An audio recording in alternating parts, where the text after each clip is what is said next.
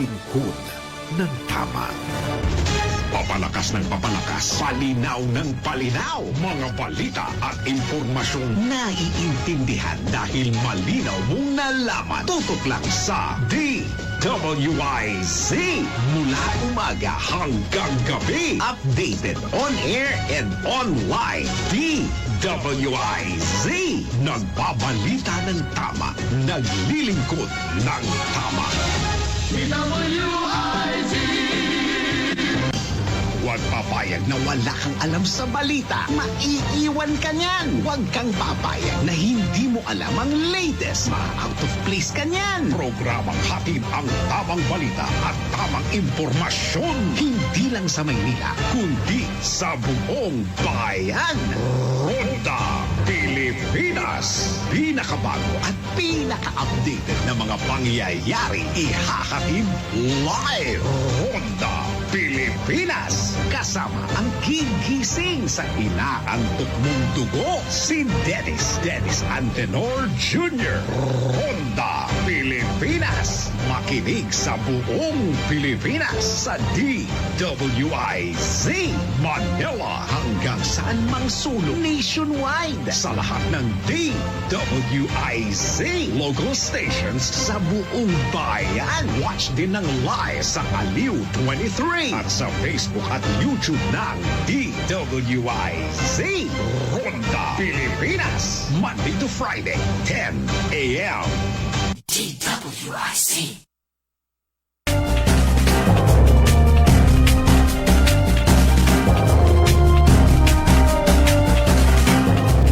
Good morning mga kaibigan. Naimbag na bigat, kanyayo amin na po. Araw ng Sabado, ngayon ay July 12 at oras na ng ating programang Todo Balita at Komentaryo sa DWIZ Dagupan. Muli tayo po ay magkakasama-sama hanggang alas 6 ng umaga. Inyong maririnig mga balita kaganapan sa lalawigan ng Pangasinan, sa ibang bahagi ng bansa at sa ibaing dagat. Ang inyong Katodo Balita, ako si Liway Manantan Iparagire. Ang aking partner si Kaaron Susa niya daw at sa technical kasama natin Kaaron Edwin Inong. Sa ulo ng mga balita sa Balitang Nasyonal, Supreme Court pinagkukomento ang Senado, Kamara sa impeachment trial laban kay Vice President Duterte. Pangulong Marcos makikipagpulong kay Pangulong Trump ng USA.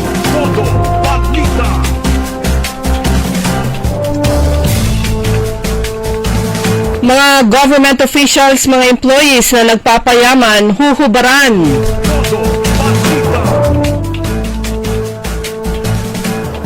Sa balitang lokal, mga mangingisdang nakakuha at nagsurrender ng mga sako-sakong naglalaman ng shabu, binigyan ng pagkilala ng PIDEA.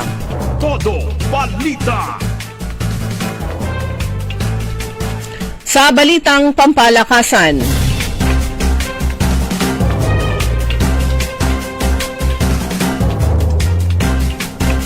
Brownlee balik ensayo sa Gilas, Pilipinas.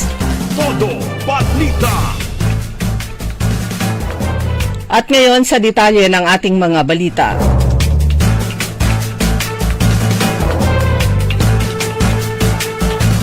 Inatasan ng Korte Suprema ang Kongreso na magkomento at magsumite ng impormasyon kaugnay ng impeachment trial na kinakaharap ni Vice President Sara Duterte.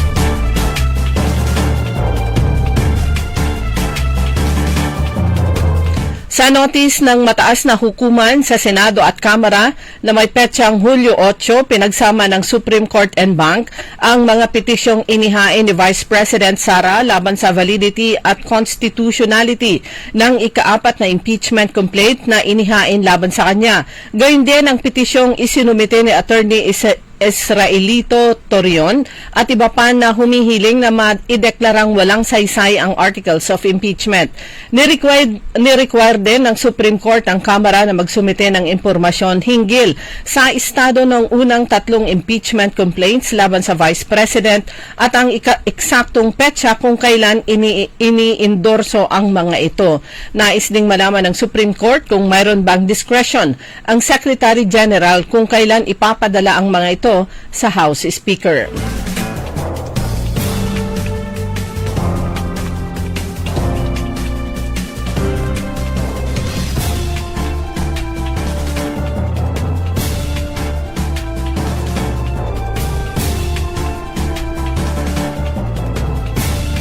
Makikipagpulong si Pangulong Ferdinand Marcos Jr. kay U.S. President Donald Trump sa susunod na mga linggo.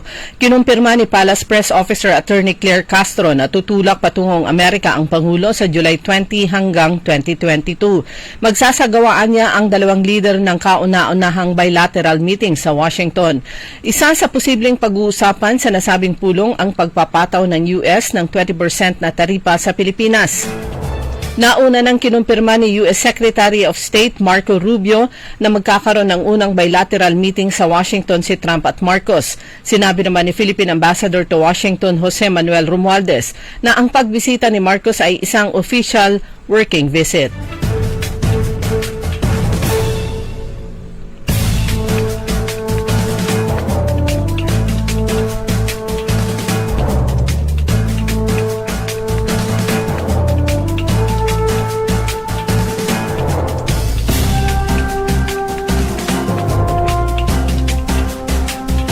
Sapol naman ang mga opisyal at empleyado ng gobyerno na nagpapayaman sa pwesto sa panukalang batas na inihain ni Senator Panfilo Ping Lacson kaugnay sa secrecy rights sa ilalim ng batas sa bank deposits at foreign currency deposits. Sa Senate Bill 38 o an act further strengthening the secrecy of bank deposits law, amending for the purpose of Republic Act 1405, otherwise known as the Secrecy of Bank Deposits Law as amended. Ipinunto ni Lacson na mismong 1987 Constitution ang nagsaad na ang public office sa public trust, kaya't hindi ito maaring gamitin para pagyamanin ang sarili. Nais ni Lacson na tanggalin ang mga opisyal at empleyado ng gobyerno sa bank secrecy law upang mabusisi ang kanilang mga itinatagong deposito sa bangko. Ayon pa kay Lacson, ang Republic Act 1405 na naging batas noon pang 1955 ay nagmamandato na lahat na bank deposit ay strictly confidential, ngunit pinagsasamantalahan ito ng tiwaling opisyal para malusutan ang investigasyon, thus obstructing efforts to uncover and address corruption in government service.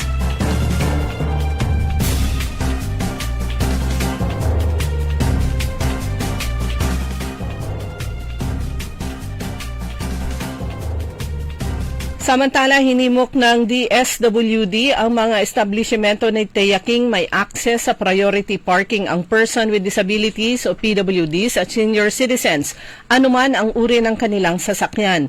Sa inilabas na pahayag ng DSWD, hindi dapat basihan ang uri ng sasakyan para magkaroon ng access sa priority parking, kundi ang karapatan at pangangailangan ng pasahero. Bunso dito sa inihaing reklamo ng isang netizen laban sa mga security guard sa Paseo de Santa Rosa, Laguna na humarang sa kanilang e-trike na sa priority parking slot kasama niya ang kanyang anak at kapatid na parehong may kapansanan. Labis ding ikinadismaya ng Subcommittee on Accessibility on Built Environment and Transportation ng National Council on Disability Affairs ang insidente na anilay malinaw na paglabag sa Batas Pambansa bilang 344 at Republic Act 7277 o ang Magna Carta for Persons with Disabilities.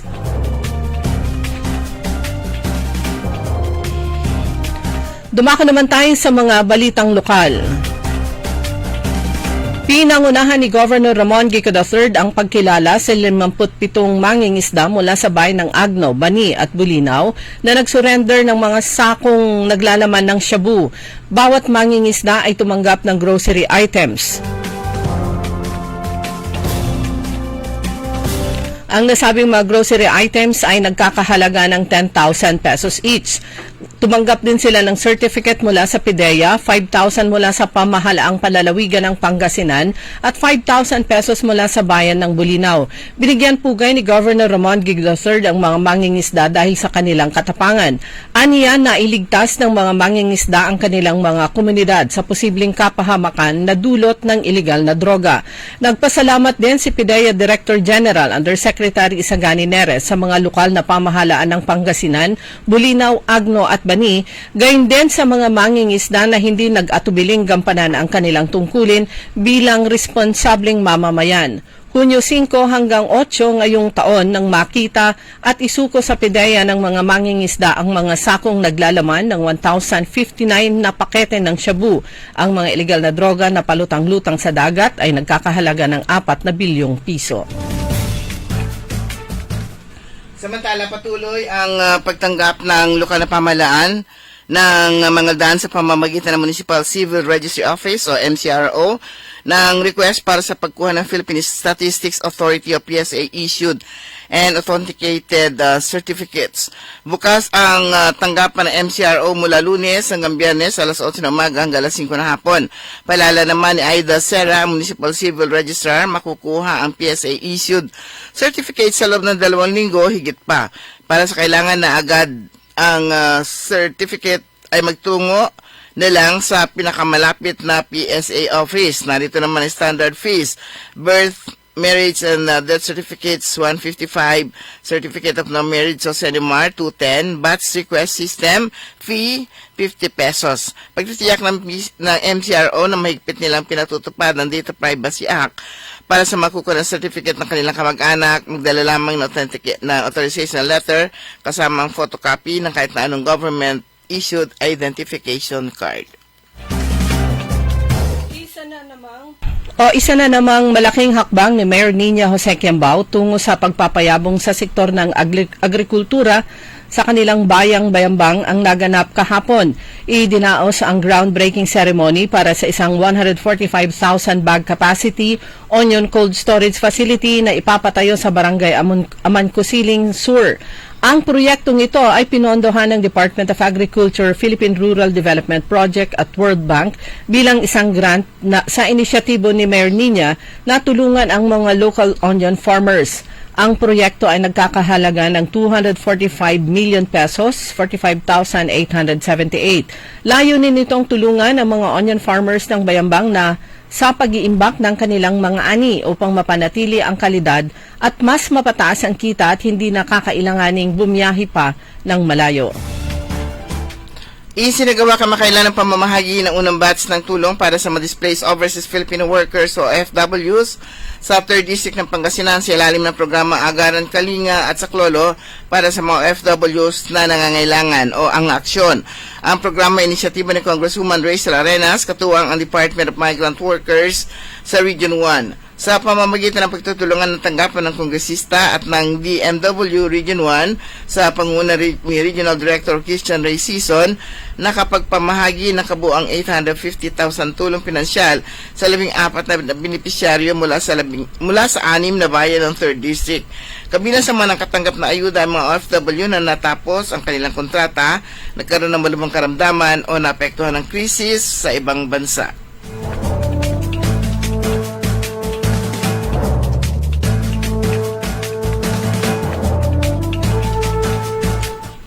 Samantala, isang makasaysayang araw para sa 8 persons deprived of liberty sa Bureau of Jail Management and Penology, Alamino City, ang kanilang formal na pagtatapos sa ilalim ng Alternative Learning System. Isa sa elementarya at 7 sa junior high school ang matapos nila matagumpay na may pasa ang Accreditation and Equivalency o ANE test. At ang tema ng aktibidad nito ay henerasyon ng pagkakaisa, kaagapay sa bagong Pilipinas. Kabilang sa mga panahing pandangal, si First District Congressman Arthur Celeste at si Mayor Brian Celeste na kinatawa ni Vice Mayor Jose Antonio Miguel Perez.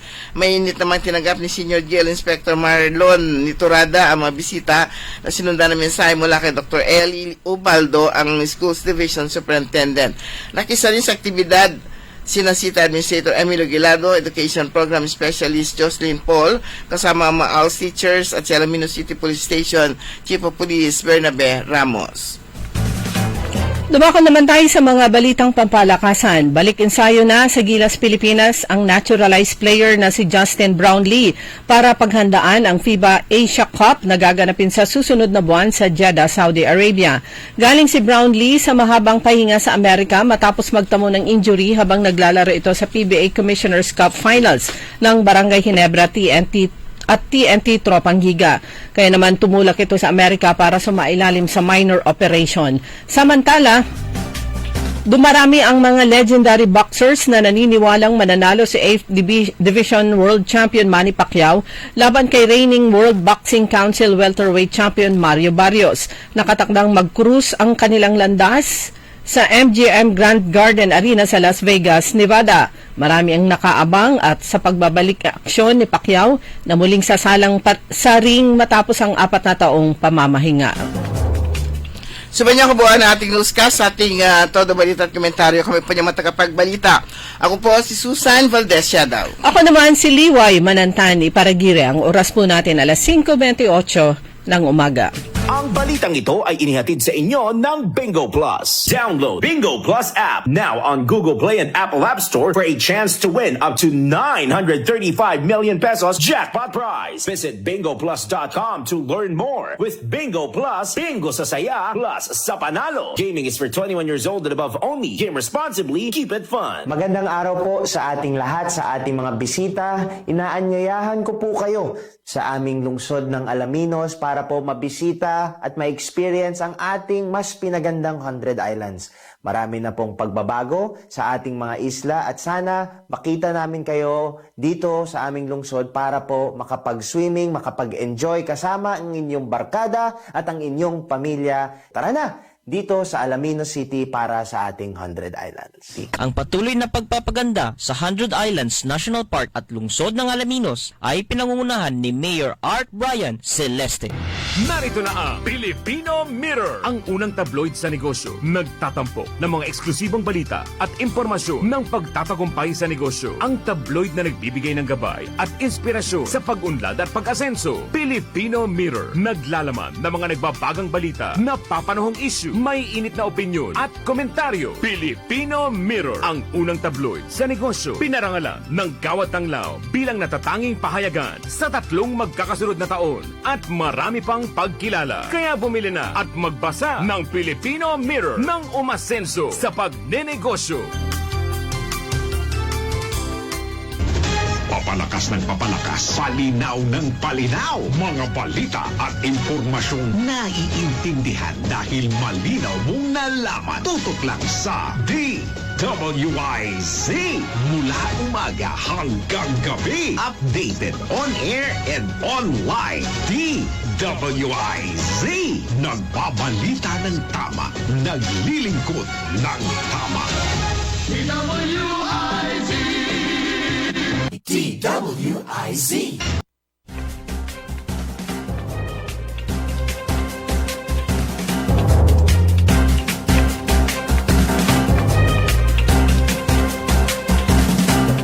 Oras na po mga kaibigan, alas 5:30 na po ng umaga sa pangalawang bahagi ng Todo Balita. Kasama nyo pa rin Liway Manantani Paragire. At Susan Valdez Siadaw. Magandang umaga po. Pangalawang linggo ng buwan ng July. Malapit na ang sweldo nila.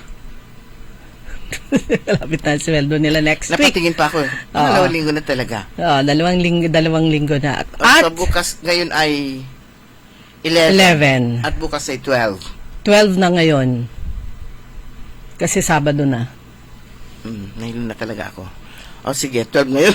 12 ngayon, Sabado na. At sa Lunes, mga kaibigan, yun po, July 14, yung inaugural session naman ng Sangguniang Panlalawigan, headed by Vice Governor Mark D. Guzman Lambino. Yes, oo. Pero yung sa Dagupan, parang diretso, no? Nagkakaroon din sila ng marathon, ano?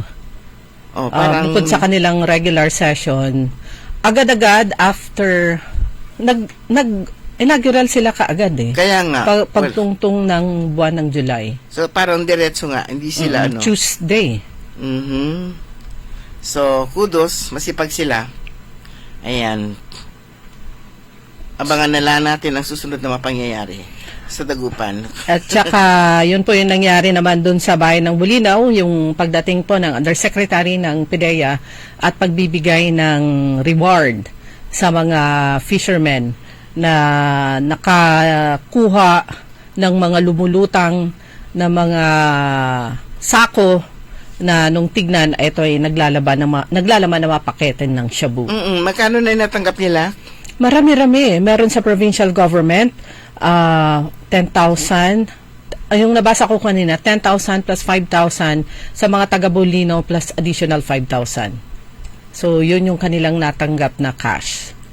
Na 10,000 plus ano. Sa kanila malaking bagay na yon, pero sa PIDEA, maliit na halaga lang yon as compared sa mga ibinibigay nilang, yung talagang, ano tawag ito? nagtuturo. Oo, yung mga ginagastos nilang sa mga operation, yung mga asset nila na merong maliliit na mga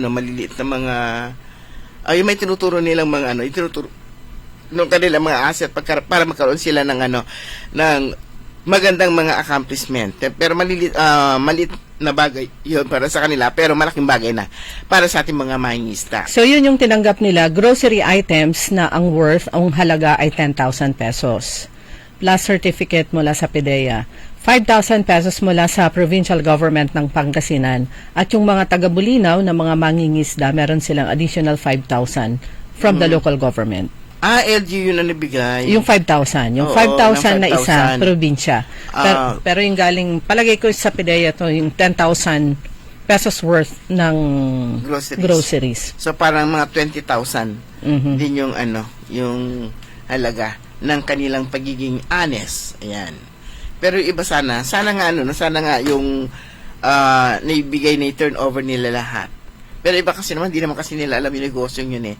Kaya, or baka dyan sa First District, wala naman kasing masyadong naririnig natin na mga problema nga sa illegal na droga. Kung meron man, mangilan-ngilan lang. Buti na lang kamo doon napadpad sa banda roon. Pagdelikado kung dito sa Dagupan, napadpad at nakuha ko. Delikado. So, yun. Congratulations. Pero yung 10,000 pesos worth ng groceries, kung isipin mo sa presyo ngayon, 10,000 di nagaanong marami.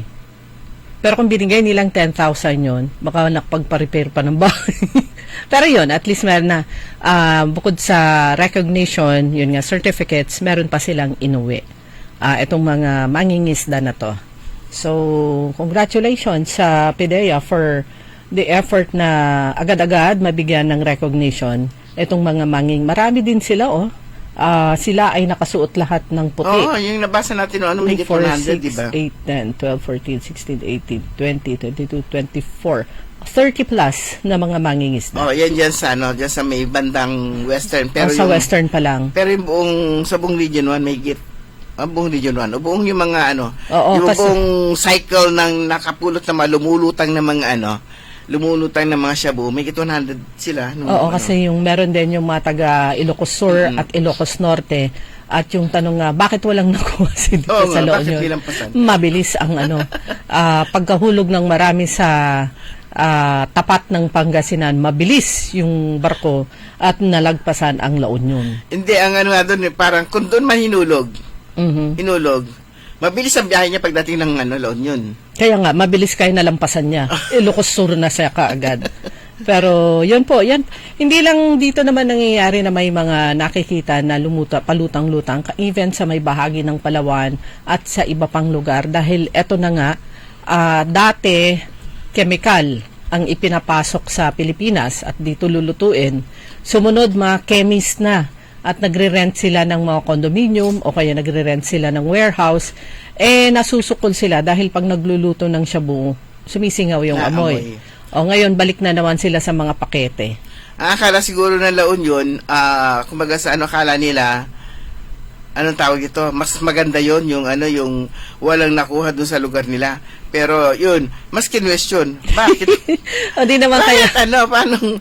Walang lumutang nakarating na ng Ilocos Sur. Baka may naman naihulog sa bandang bahagi ng tapat ng La Union, kaya lang dahil sa alon, napunta dun sa magkabilang probinsya, Ayun, Pangasinan at parang Luzon. doon ay hulog, humiwalay, nagano siya ganun, tsunging, kanya-kanya sila ng destinasyon. Pero maganda po at nasabat po, napunta sa kamay ng mga honest na mga mangingisda. Mangingisda, yan. Otherwise, yung isang pakete pa lang ay malaki na. Marami na ang apektuhan nito. Dahil sigurado pag ganitong mga high grade pa yun eh. Mm-mm. High grade na shabu. And then, pagbaba sa kung kanino man supposed to be intended na mapuntahan yon, i-repack yun at mahahaluan na ng kumbaga, bababa yung quality niya, pero shabu pa rin. Mm-mm. Yung mauna mga mangingisda na nakakuha ng marami talaga, siyempre walang kita, tinan-over, naksaya yung kanilang mga oras dahil marami mga tanong-tanong, pero yun pala, siguro tuwang-tuwa rin sila, at least rewarded sila today. Okay, kumusta naman pala ang Dagupan? Dito nga nakalipas na mga dito sa balita ng Manila Times, ilang bahagi po ng Dagupan ang main business district ng Dagupan ang nabaha kahapon dahil sa ulan at high tide na nakikita lang talaga natin sa Facebook yung mga mga frustrated na motorista, mga pedestrians and business owners. Yan, yung pagbaha despite the previous road elevation and drainage projects meant to prevent such incident, tuloy pa rin ang pagbaha. Although hindi nga nakikita yung pagbaha doon sa mga itinaas na areas. Ay, yung mga elevated na mga roads. Elevated roads. And drainage. Hindi naman maiwasan. Kaya ini-imagine natin kung ano yung gagawin. Although sabi kasi ni Mayor Belen, yung meron tayong nakitang post niya na sa loob ng 30 taon mariresolba na yung problema sa pagbaha. So ganun katagal yung nakikita nilang solusyon, kumbaga sa parang hopeless. Yung kung 30 years mawawala na yung pagbaha. Pero meron tayong nabasa rin na ipinasa nilang supplemental budget na nagsasabing parang solusyon sa anlibaha. So tingnan natin kasi talagang pagtaas yung solusyon, pero yung solusyon na yon para sa mga para sa mga kalsada. Yan, yung mga kalsada para makadaan yung mga sasakyan sa Pero yung alam naman po natin ng tubig hahanapin niya yung kanyang level, yung kanyang kalalagyan, yung kanyang pupuntahan, hanap ito ng kanyang mapupwestuhan. I think kaya affected na areas lalo yung mga mas malalalim. At saka panahon ng high tide, kanya naman bigla ang taas ng tubig. Sabi nung nasakyan kong tricycle kanina, sabi niya, ate, doon sa Moyombo, grabe, mas mataas kumpara nung mga nakaraang taon. Umabot kasi sa Villaflor. Kasi nga, hindi pa itong end ng elevated drainage dyan sa may junction ng Perez at saka Perez Mayombo Del Pilar, mataas yung level nun eh.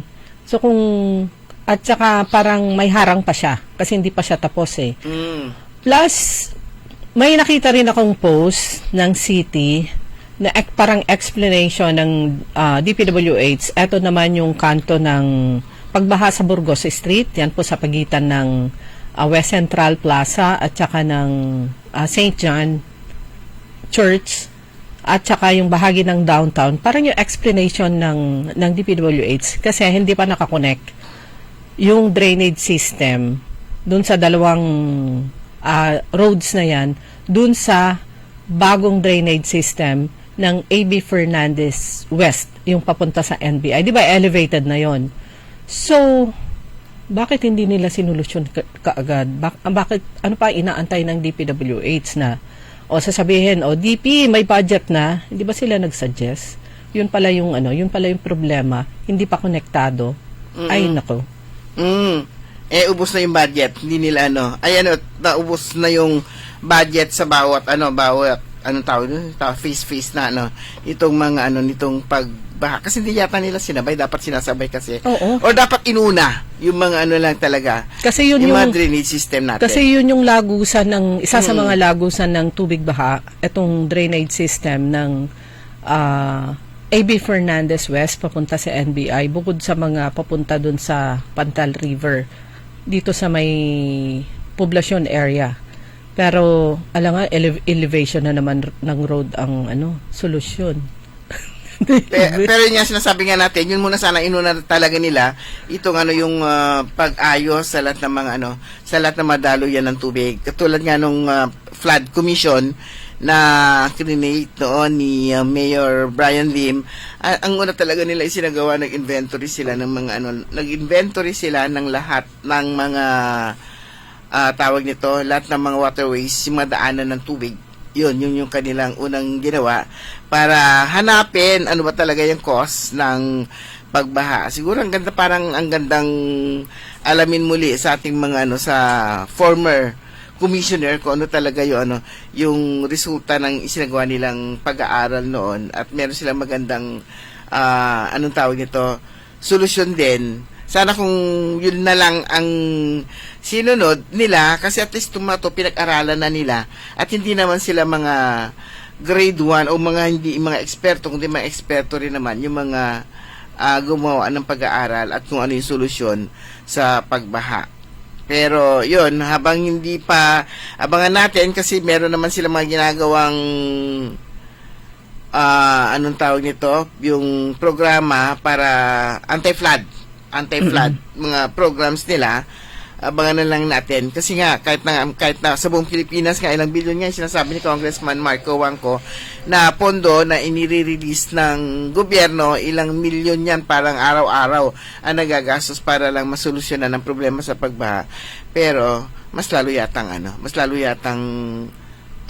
tawag nito, bumabaha. Kaya lang siguro tama nga rin siguro yung sa buong Pilipinas, parang kumbaga sa master planning na lang yung kanilang gawin. Correct. Para bago nila simula, kasi laki-laki na ng kanilang nagagastos diyan sa sa mga anti-flood control programs nila, pero mas lalo naman yatang nalulubog. Hindi lang naman dito sa lalawigan ng Pangasinan, kundi sa buong bansa, ganun. Dapat din tignan yung mga obstructions diyan sa mga kailugan. Ito yung mga fish cages, fish pens, at yung mga kabahayan na dumarami sila, humahaba yung bahay nila. Mula sa isang structure na nakadikit dun sa kalsada o dun sa shoulder ng kalsada, tapos madadagdagan na naman yan. Pahaba ng pahaba, halos alaking bahagi na ng ilog yung kanilang nasasakop. Plus dito sa lungsod ng Dagupan, sana makita at masolusyonan ng city government. Yung makikita nyo po, pag andun kayo sa taas ng Pantal Bridge, yung mataas na tulay connecting magkabilang side ng Divinesia Expressway, mapapansin nyo po doon sa banda roon, papunta sa dagat, ang dami ng obstruction doon. Ito yung mga fish traps. Dati meron lang ilang bahay kubo na nakatayo na ito yung pinaglalagyan ng mga feeds. Pero ngayon mapapansin nyo, napakarami na. Mahaba na yung obstruction na nakalagay dyan. Kanino yung mga fish traps na nakalagay doon at bakit sila dumami? Panahon ni former Mayor Brian Lim, yung mga maliliit na kubo lang yung nakalagay doon. Pero ngayon, mapapansin nyo, napakarami na. Nakaka-obstruct din yan ng daloy ng mabilis na daloy ng tubig. Actually, napakaraming mga causes niyan, yung mga binabanggit nga po ng mga eksperto, katulad nga yan, pagliit ng ilog dahil At saka pagbabaw. Pag-extend ng mga malalaking mga establishments, yung pag-reclaim nila ng ilog, kaya lumiliit yung ilog. At yung mga iba, nagpapatayo ng bahay mismo doon sa mga creeks. Kaya nawawala yung mga namamatay yung mga creeks. Pero yung pagbaha na yan, siyempre sa mga eksperto, ang causes niya, natural causes, at saka human-induced factors. Yun, kasama na dyan yung malakas na pag-ulan, pagbagyo, monsoon rain, yung mga rain. bagyo nga. Tapos kasama na rin dyan, deforestation, wala na nga yung mga, yung mga punong kahoy, at saka yung poor land use. Kasi nga kung saan-saan nga itinatayo yung mga bahay na hindi na napag-aaralan, kahit na, yun nga, daluyan na ng tubig, na pag-aaralan na nila, tsaka inadequate drainage system at iba pa. Tsaka sama na nila sa Dagupan, yung sinasabi nga nilang sinking of land, yung palubog na nga, lumulubog ang Dagupan, dahil rin naman sa iba't ibang mga causes din naman. Usapang Panahon ng matalino na to. panahon na ng tag-ulan, although as compared to 10 years ago, June pa lang ramdam na yung malalakas na ulan at saka bagyo. Pero for the past several years, at least dito sa bahaging ito ng northern, ng Luzon, kung ikumpara na nga natin to 10 years, 5 years ago, hindi pa masyado yung mga bagyo. Pero ito nga, merong 3 LPA na yung balita kahapon, although mahina, and yung isa pwedeng lumakas at ito yung remnant ni Bising. Si Bising talaga mabisin. Oo. Hindi na lang Dami, siya 42 ng mga Hindi na lang siya tuloy-tuloy na malusaw. balik-balik. Balik-balik siya. Pero mga kaibigan, ang bilis po na oras natin. Ganap na po lang 5:47. Makisali sa mainit na talakayan sa Karambola. Live na napapanood ang Karambola via DWIZ 882 Facebook page.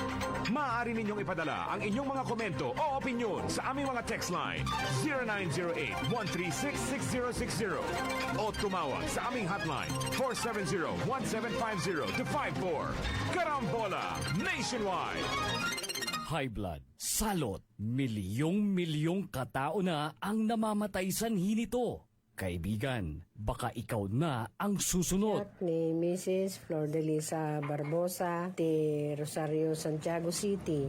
Agtawenak ti 63. Manungatawan nga aglutluto ako tada karinderyat. Mariknak agpipikal ti imimak iso nga nangagak ti radyo datoy agas nga pao di arko. Pinadas ko. Mayat mo ti epekto na. Do ti food supplement nga napadpadasa ko awan ti epekto na. Dato'y pao di arko, idi nagtumarak, manungal daw lang, han nga agpipikal ti imakon. Awisen kay nga mangpadas, tapno maikatmat, dagita rik-rik na inyo, saksakitin nyo. Kaya kaibigan, buhay mo'y ingatan. Mag-Aldrich Pau di Arco Herbal Capsule na para kalusugan mo ay garantisado. Narito na ang Filipino Mirror, ang unang tabloid sa negosyo. Nagtatampok ng mga eksklusibong balita at impormasyon ng pagtatagumpay sa negosyo. Ang tabloid na nagbibigay ng gabay at inspirasyon sa pag-unlad at pag-asenso. Filipino Mirror, naglalaman ng mga nagbabagang balita, napapanahong issue, may init na opinyon at komentaryo. Filipino Mirror, ang unang tabloid sa negosyo. Pinarangalan ng Gawad Tanglao bilang natatanging pahayagan sa 3 magkakasunod na taon at marami pang pagkilala. Kaya bumili na at magbasa ng Filipino Mirror ng umasenso sa pagnenegosyo. DWIC.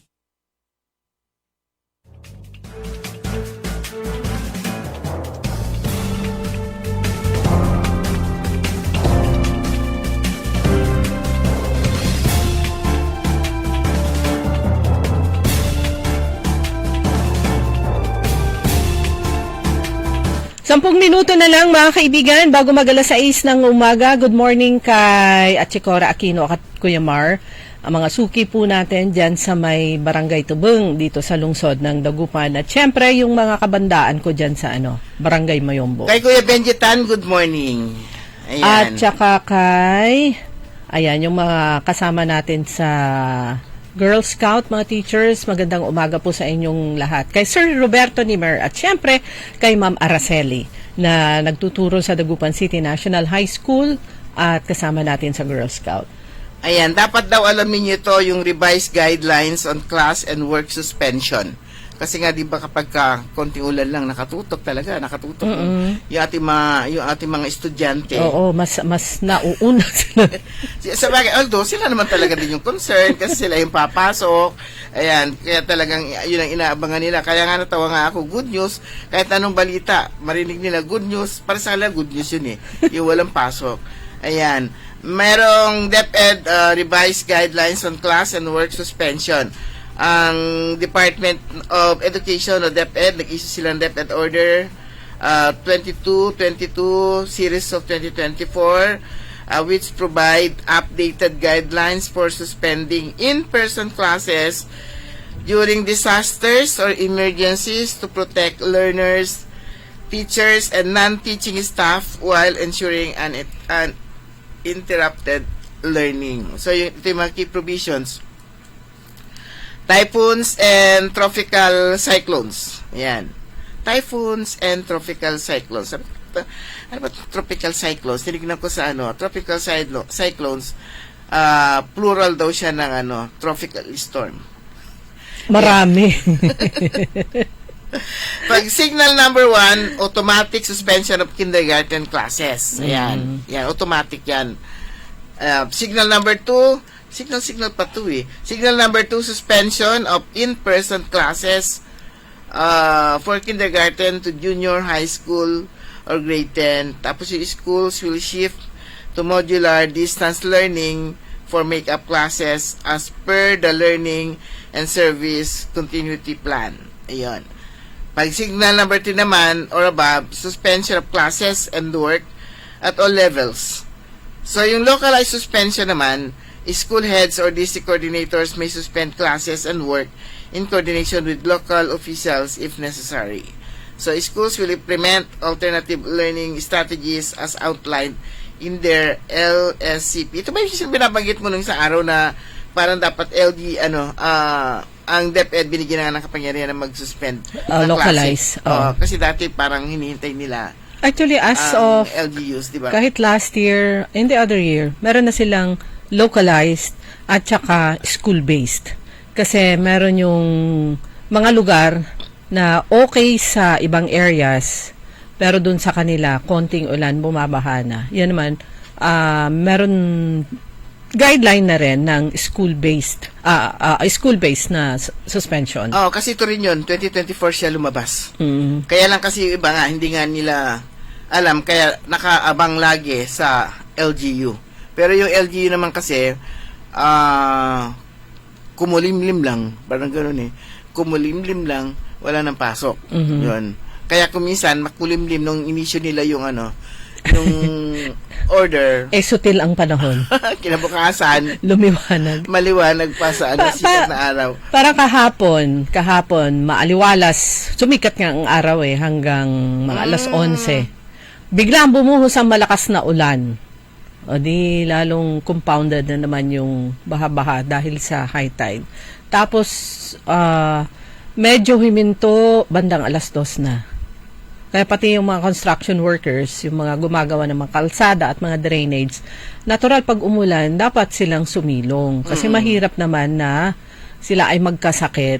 Magkasakit sila, di lalong tatagal yung dahil hindi naman agad-agad makakakuha ng construction workers. Wala magtatrabaho. Oo. Sila yung gagawa. At saka talaga namang kailangan din naman talaga nilang sumilong. Masisilong sila doon kaysa doon sa init na araw. Pag init na araw talaga nakabilad sila, no? Pero sa ngayon, medyo okay yung panahon. So, expected po yan. Maraming mga riders, mga bikers. Yan. Sige, pasyal. Basta ingat-ingat lang po. Alam mo, kumisan, parang ini-imagine ko, kapag yung isang napakagandang building na itayo, pinasasalamatan si contractor. Di ba? Mga contractor talaga yung bida. Pero talaga behind dun sa na yun.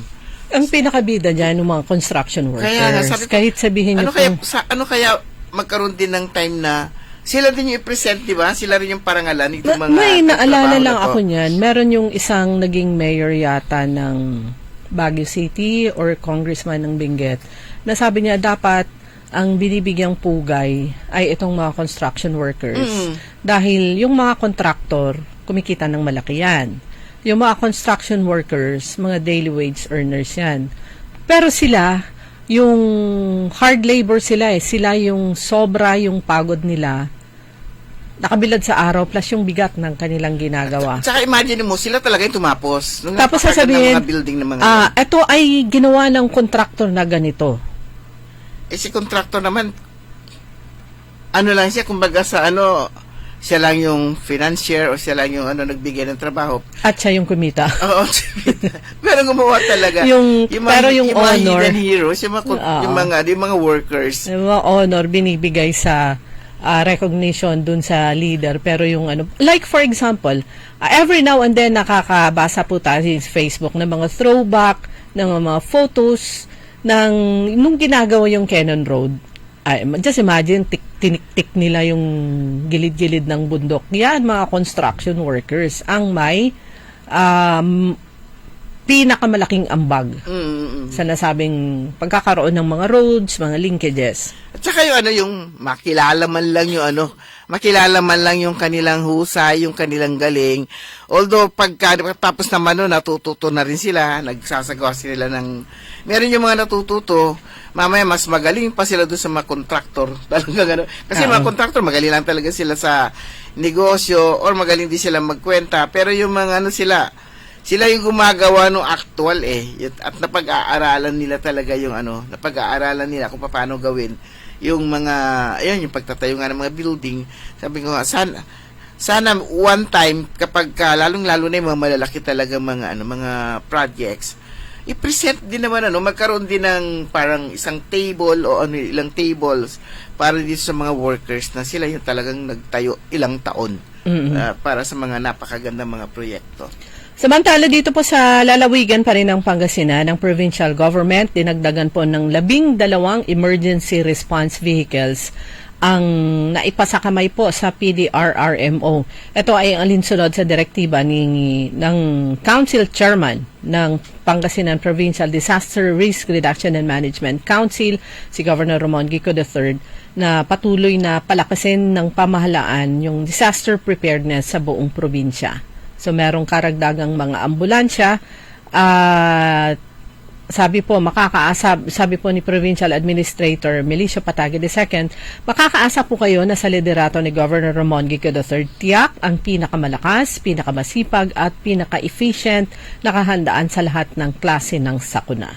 Ayan, mga rescue vehicles, may mga pick-up, may mga ambulansya.